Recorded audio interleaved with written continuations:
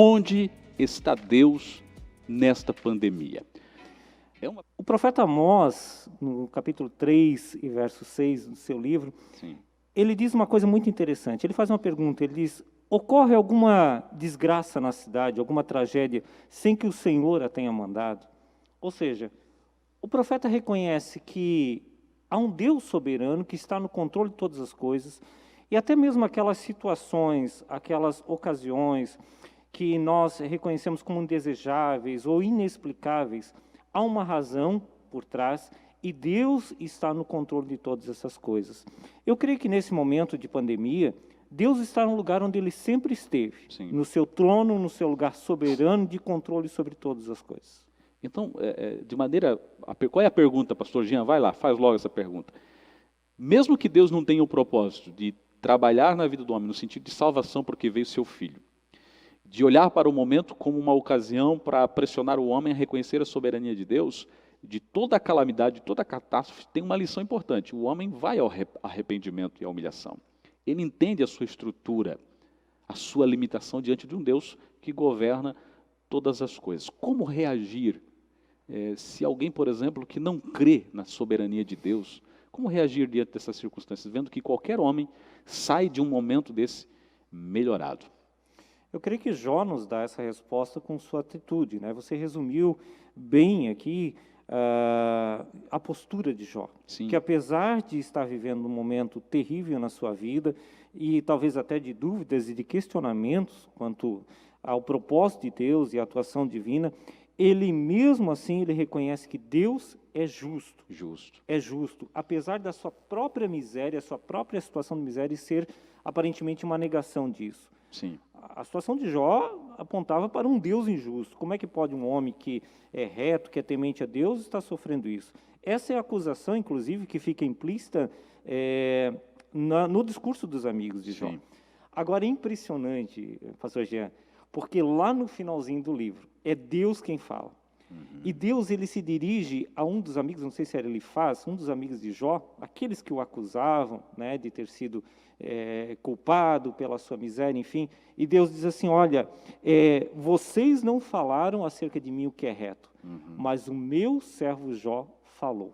Sim. Ou seja, no momento em que nós não procuramos entender, né, ou não nos debatemos nessa busca por uma resposta final, por entender todas as coisas, mas apenas colocamos no nosso coração essa certeza de que Deus está agindo Sim. de uma forma correta, isso nos coloca diante de Deus numa postura aceitável. Isso agrada ao coração de Deus. De humildade. De humildade é aquilo Sim. que você falou. Então, o arrependimento e a humildade é um resultado de todas as ações de Deus no homem, de todas as ações de Deus, das diferentes formas. Sim. Inclusive por meio de uma pandemia, por meio de uma calamidade. Quando a humanidade, Marcos, a pergunta é onde está Deus nessa pandemia, porque toda a humanidade, o mundo está sofrendo. As pessoas estão, de forma coletiva, né? Abacuque está clamando pelo povo, de forma coletiva. O que nós vamos falar, o que nós podemos explicar e clarear a mente daquele que está neste momento de calamidade aí? É claro que a gente, toda essa situação, a partir do exemplo e da pessoa e da obra de Cristo Jesus. Né? Bom, na passagem do Evangelho que relata Jesus diante do túmulo de Lázaro, ali estava um Deus soberano, ali estava o Deus 100% homem, 100% Deus, né? Com poder inclusive sobre a morte. Mas a atitude de Jesus, diante daquela situação de morte, uma situação extrema, ela revela o tipo de soberania que Deus exerce através das pessoas e do ser humano e exerce na terra. Por exemplo, Jesus, ele para diante do túmulo de Lázaro, quando ele se depara ali com o sofrimento de Marta, de Maria, a tristeza, que eram amigos íntimos de Jesus, né? Quando ele vê o sofrimento daquelas pessoas, Jesus tem uma atitude que pode ter surpreendido muitas pessoas. A Bíblia diz que Jesus chorou. Jesus chorou. Aí você pode achar estranho, Deus chora. Por esta passagem eu sou levado a crer que sim, Porque ali estava o 100% Sim. homem, mas 100% Deus também. E por que Jesus chora? Eu creio que Jesus se comoveu pelo sofrimento, pela perda do amigo, pelo sofrimento das irmãs de Lázaro, de Marta e Maria, de todas as pessoas que estavam ali. Sim. Ele chora. Isso não tirou dele o poder e a soberania que ele tinha sobre a própria morte. Sim. Não é? Mas revela que Deus, apesar de soberano, de estar no controle sobre todas as coisas, ele se importa com o que acontece com o ser humano. Eu creio que o coração de Deus, nesse momento de pandemia, também está sofrendo, também está chorando pelos milhares de mortos, pelas famílias que foram separadas, pela situação de calamidade, pelas pessoas que estão perdendo o emprego, pelas pessoas que estão vivendo uma situação de miséria ou confinamento social, por aqueles que estão sofrendo de ansiedade por esse momento. O coração de Deus chora diante da miséria. Isso não tira dele a soberania e o controle Sim. da situação. É um fato muito interessante, porque a verdade dessa história está nos detalhes da narrativa. E a Bíblia diz que quando Jesus ele para diante do túmulo, ele faz uma oração e ele diz: Pai, eu te agradeço porque me ouviste. O tempo verbal, me ouviste, remete ao passado, nos faz entender que Jesus já tinha orado pela ressurreição de Lázaro, antes mesmo talvez de receber a notícia da sua morte, antes mesmo de ir até Betânia. Isso a gente tem essa evidência quando ele diz para os discípulos: olha, Lázaro ele apenas dorme. Sim. Não é? Ou seja, Jesus, mesmo tendo a certeza do que aconteceria em seguida, mesmo detendo em si o poder sobre a própria morte, ele chora, ele se compadece. Eu creio que a soberania de Deus, principalmente no Novo Testamento, ela se revela por esse caminho de sofrimento. Deus manifesta a sua soberania quando Jesus está pregado numa cruz, aparentemente a sua derrota, aparentemente a vitória de seus inimigos e do próprio diabo, mas ali estava se consagrando o seu poder e a vitória sobre o pecado, estava sendo consagrada a nossa justiça. Deus sendo exaltado. Deus sendo exaltado e cumprindo exatamente o seu propósito que havia sido estabelecido, diz a palavra, desde antes da fundação do mundo. Por meio de um sofrimento. Por meio de um sofrimento. Sim. Então, muitas vezes, o sofrimento é realmente um outro lado da soberania de Deus. Né? Ele nos revela esse projeto de Deus, mas não que Deus não se importe, não que Deus seja cruel. Deus, ele continua se compadecendo do ser humano, como Jesus diante de Lázaro. E após chorar, Jesus diz, e orar, né, Jesus olha para o túmulo e diz: Lázaro, sai para fora, e Lázaro então é devolvido à vida. Olha só, essa palavra foi forte. Você que está aí ouvindo, você que está assistindo, interessante demais. É a glória de Deus, né? Glória de Jean? Deus é a sua soberania demonstrada por meio de compaixão, por Eu me lembro misericórdia. quando, por Muito exemplo, bom. Jesus está diante do cego e os discípulos perguntam: quem que pecou, Senhor? Foi ele ou foi seus pais? Sim. E a resposta de Cristo, ela é matadora. E ao mesmo tempo deixa eles perplexos, porque Jesus diz: nem ele nem os pais, mas isso aconteceu para a glória de Deus. Um sofrimento. O sofrimento muitas cegueira. vezes revela a glória de Deus. Esperar o quê, então? Se o sofrimento vai nos trazer redenção, por causa dessa soberania de Deus demonstrada por meio do sofrimento do seu próprio Filho, para a obra expiatória, para a obra de redenção na nossa vida, então o crente em si, ele não pode se desesperar num momento como esse. Ele tem que ter fé e persistir fundamentado em Cristo Jesus, que é a sua redenção em qualquer tempo, em qualquer circunstância. Eu creio que a grande mensagem contida nos evangelhos e expressa ao longo do ministério terreno de Jesus é justamente essa exaltação da esperança, da ressurreição. Né? A gente seria simplório demais se a gente resumisse simplesmente a nossa postura a ter esperança. Eu acho que a gente precisa ter atitudes práticas nesse momento. E a primeira atitude que eu vejo, que é dever de todo cristão ou da igreja, é orar. É orar nesse momento. O capítulo 8 de Romanos, que é uma, não sei se é a sua também, mas é uma das minhas partes favoritas da Bíblia, se a gente pode dizer isso. Sim. Porque é um capítulo extraordinário e revelador. Capítulo 8 de Romanos. É um capítulo central das Escrituras, né? E há uma parte desse capítulo em que Paulo vai dizer, se não me engano, no versículo 22, 23 e os seguintes ali. Paulo vai escrever dizendo que nós sabemos que toda a natureza criada, ela geme até agora como em dores de parto.